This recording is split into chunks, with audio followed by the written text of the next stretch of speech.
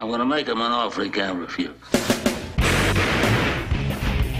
He was the actor. Who do you think you are, a couple of queens or something? He was a force and a king. You get up, you big tub of guts. He's quite simply the best actor in cinema. What do you want me to do, send you some flowers? He was the god. You stupid, ignorant slob. He was a devil, but such an adorable one. You would do well to take me seriously. He was really capable of all human emotions, which is what made him a genius. Horror.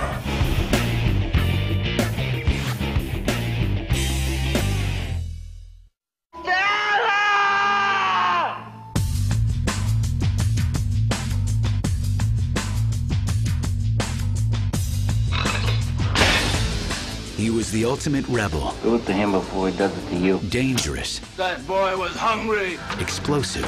You can act like a man. Passionate. You don't ever leave me, baby.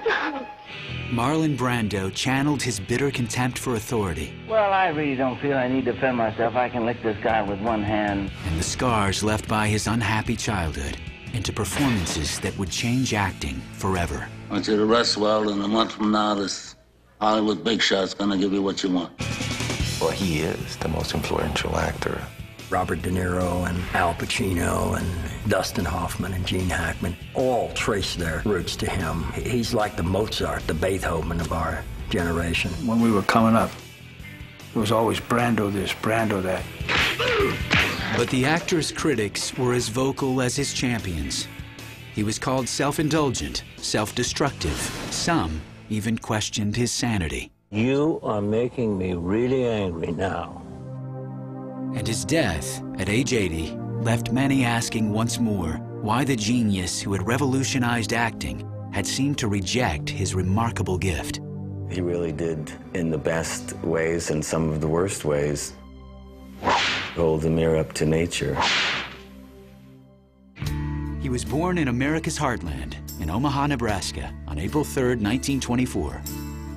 His father, Marlon Brando Sr., was a successful traveling salesman. His mother, Dodie, was a gifted amateur actress at the local Omaha Playhouse. In 1938, Marlon moved with his parents and two sisters to a rented farmhouse in Libertyville, Illinois. But behind the facade of a happy American household was a family torn apart by alcohol and domestic violence. Marlon Brando Sr. was a drinker and a wife batterer. Dodie was an alcoholic. Marlon would take her home from bars, and he literally would take her home when she was very drunk and nurse her back to health. He told me on different occasions she might be passing out or in a toxic state.